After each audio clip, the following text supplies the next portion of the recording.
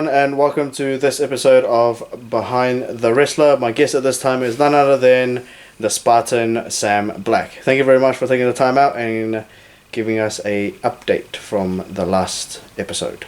Thanks, man. So I'm just going to get right to it. You unfortunately suffered a injury, and then you had to take some time off. And then, you fought your way back and, clawed your way back to the ring before ahead of schedule, despite what everybody was trying to tell you. Can you talk us through of, when the injury happened, how it happened and what steps and stuff you had to put in place for the recovery stage? You're gonna have to forgive me if my memory's a bit hazy with this, but it's just the nature of grade 3 concussions. From piecing together what I remember and what I've been told, it was a wrestling show in June. The ring set up. I'm working through my match with my opponent. I went for basically a pop-up powerbomb. I landed on my ass, I rolled, my shoulders hit the mat, and the back of my head whipped down, and I was taken to a hospital. I was in there for a couple of days. I don't remember anything. There's a couple of little snapshots of memory from that day, but in terms of the last 3-4 hours leading up to the incident and the next probably 12 hours afterwards, absolutely nothing. It's totally blank. I was told that I was yelling at my girlfriend, which isn't like me. I felt pretty bad. I was told that I didn't remember her, which was also pretty upsetting. But yeah, I didn't know what city I was in. I didn't know why I was where I was. I didn't know where I was going when I was being driven to a hospital. And I didn't know where I was when I got there. So that was pretty scary. I've taken a few knocks before, so I've sort of been through similar type things, but nothing anywhere near as bad as that. And I was I was not myself for the next 2 weeks. I would wake up and I'd forget where I was, or I'd be sitting on the couch and would suddenly realise that I didn't know where I was or what was going on. And so that was pretty scary for, like I say, for about 2 weeks. And when as I was leaving the hospital and stuff, doctors and therapists were saying to me, you shouldn't be, you need to look after your head, which is true. And they were saying you shouldn't be, you need to stop wrestling, essentially. They were talking to me about lasting damage and, how it could affect the rest of my life, essentially. And the vibe I was getting was they didn't really think I was going to recover fully. So that's not a nice vibe to get when medical professionals are telling you that you might not get better. But a couple of weeks after I was out of the hospital, I was talking to a concussion specialist, and that made me a bit more optimistic, really, about things. She was awesome, and she really knew her stuff on concussions. So she explained it. Sorry. The way she explained it was it wasn't as bad as the doctors or the nurses in the hospital were saying. It was a bad concussion, but as long as I recovered fully and took the time to recover, then there shouldn't be any sort of lasting damage. So yeah, it was about 2 weeks before I was showing any sort of improvement. Then after about the 2 week mark, in less than a week, I started feeling a little bit better, so I got back in the gym. I was doing light cardio, light weights, but I was doing it every single day, and I was just pushing myself far enough to where I could feel myself improving, but not too far to hurt myself again. And then it took less than a week for me to be back feeling 100%. So that was pretty strange, according to my therapist. She said she hadn't seen that before. But yeah, that's pretty much it. And then I was advised to take a bit more time off and just really make sure I'm 100% before I go anywhere near the ring. So I did that. I had to go and stand in the back in shows or film or something, which I had no problem doing, but it's really hard to be at a show and watching your friends and people that you love doing the thing that you love, and you not being able to get in the ring with them, and also being told that you might not ever be able to do it again. It's a pretty hard thing. What steps did you, when you got the green light for recovery and stuff, what steps did you put in place to make sure that, yes, I am going to return to the ring and no one's going to tell me that I can't? Well, when I was in hospital, the first time a doctor said that you should give up wrestling, I nodded and I said, yeah, sure, but that was never really an option for me.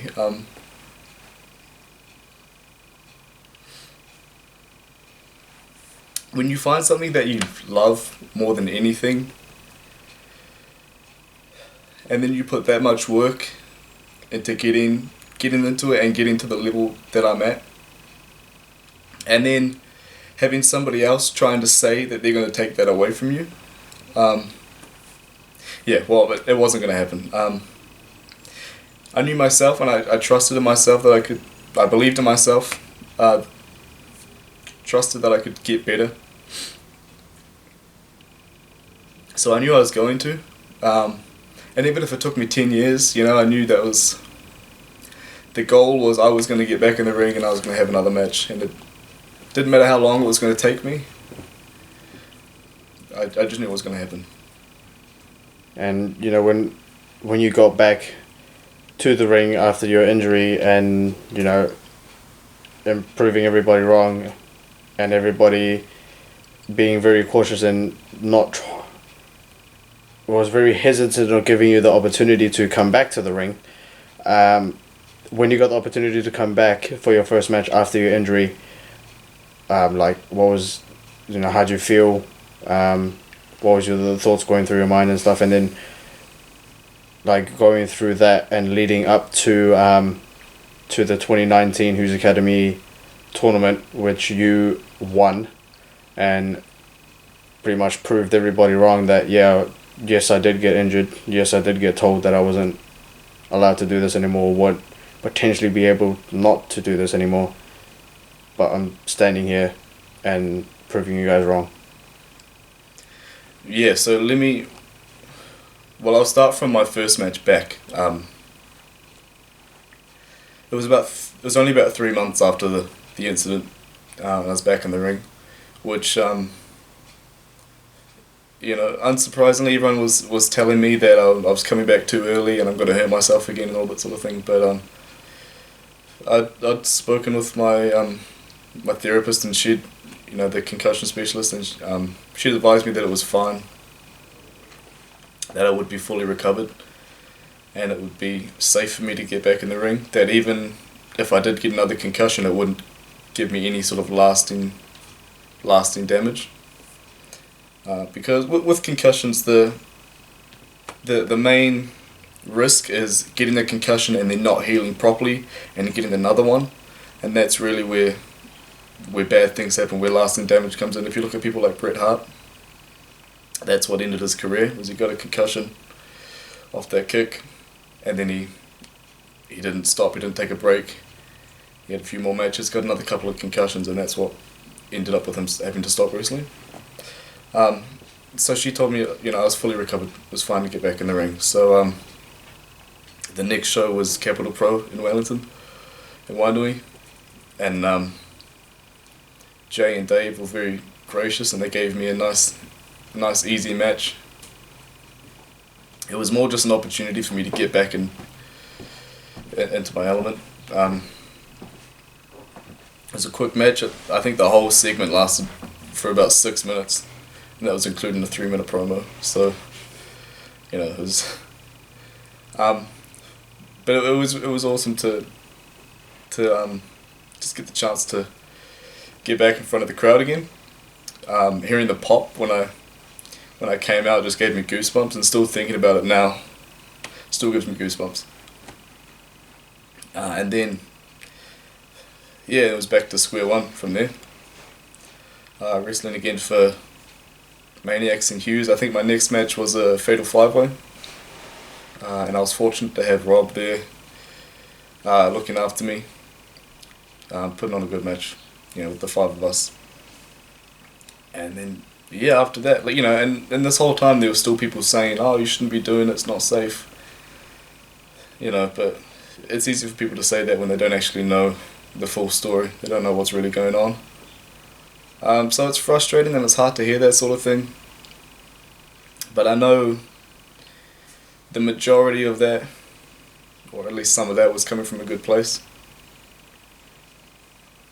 But I just had to believe in myself, and knew that I was going to be safe, knew that I could do it. And it was about 6 months later, the tournament night came up, and I'd been losing, I think, pretty much all of my matches. Which is a standard for me, but losing pretty much all of my matches coming up to that. So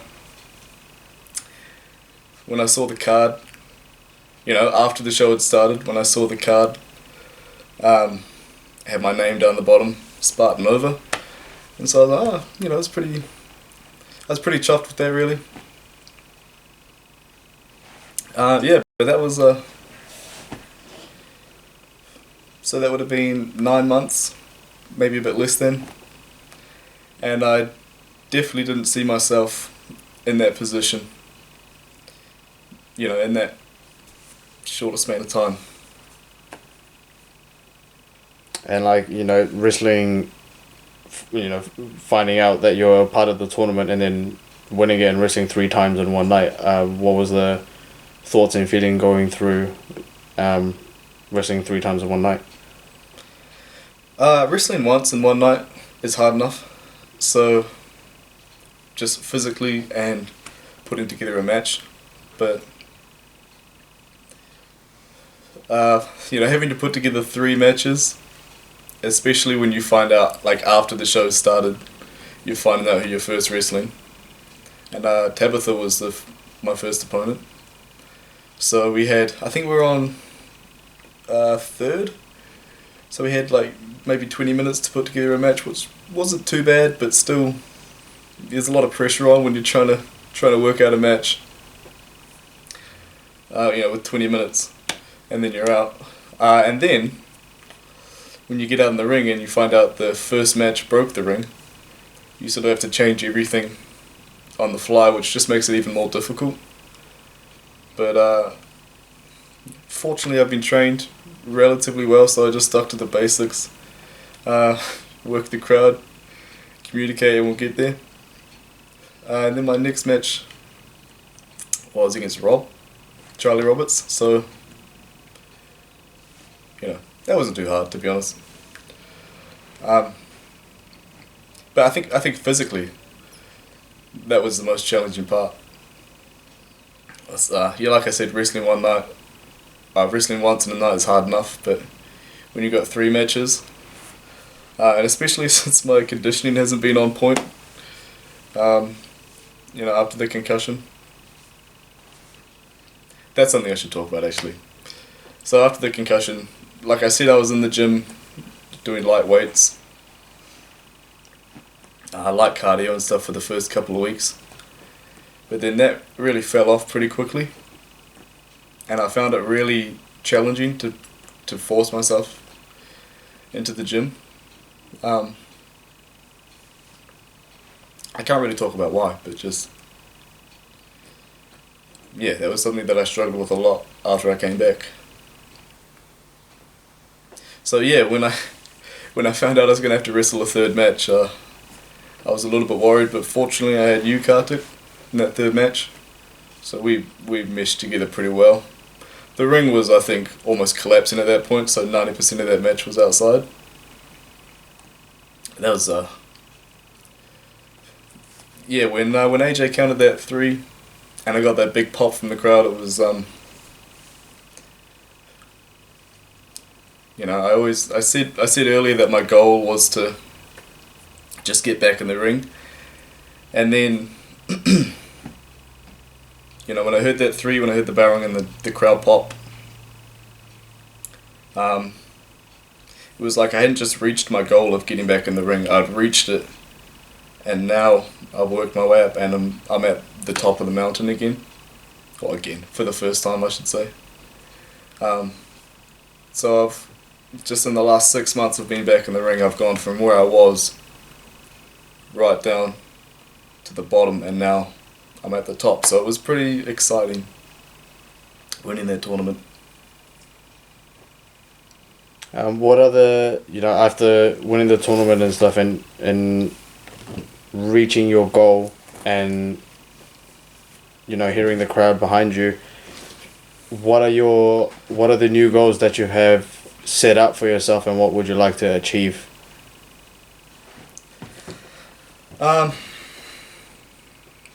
It's a good question.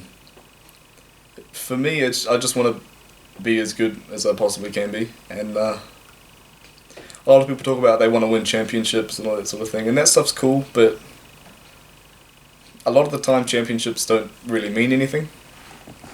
To me, all a championship means is that a promoter has faith in you to be, I guess, the face of their company, if you want to put it like that. So it does mean a lot to me if somebody was to ever offer me a championship of any sort. But it doesn't mean that you're a good wrestler. You know, it's fake. I don't know if you knew that, Kartik, but you know, so winning a bout doesn't necessarily mean that you're good at what you do, but it does mean that the promoter has faith in you. But for me, I just want to become as good as I possibly can be, and I guess the way I would judge that would be crowd reaction.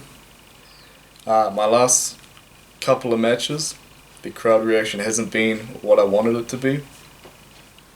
I'm not getting over as a face as much as I would have liked. So that's something that I want to, obviously my ring work as well, but that's, to me, the most important thing is having people like my character, because that really is what, at the end of the day, is what's going to sell tickets and make people want to come and see me, is getting over with the crowd. What is your ultimate goal that you would like to reach? Like, what is at like that top of that bucket list that I have to reach this by any means necessary? Do you mean like an event or like a level that I want to get to? A level you want to get to, event, championship you want to hold, you know, a tour you want to do, anything? I've always said, like, since I was a kid, I've always said I wanted to wrestle for a living. And whether that would, you know, I don't really care, honestly, how I do that. I don't care really what promotion it's with. As long as if I got a chance to wrestle every single day and could just focus on wrestling and do what I love for a job, I think that would be I guess that's the end goal for me. And like, if that's with, you know, WWE or New Japan or AEW, that's awesome. But if I could find a place where I could work local circuits but just make enough money to get by, I'd be absolutely fine with that too. It's just something I want to do every day. What's next for Sam Black? I've got a pretty big year coming up, 2020. Yeah, just more of the same but better for me really. Working a lot of Maniacs, a lot of Hughes Academy, a lot of Capital Pro, bit of PWE thrown in there. Yeah, I'm still all around the place. I might be down to Christchurch every now and then. You never know. Thank you very much for taking the time out and giving us an inside story and giving us a better knowledge of your injury as well. Thanks, man. All right, I'll catch everybody on the next episode of Behind the Wrestler.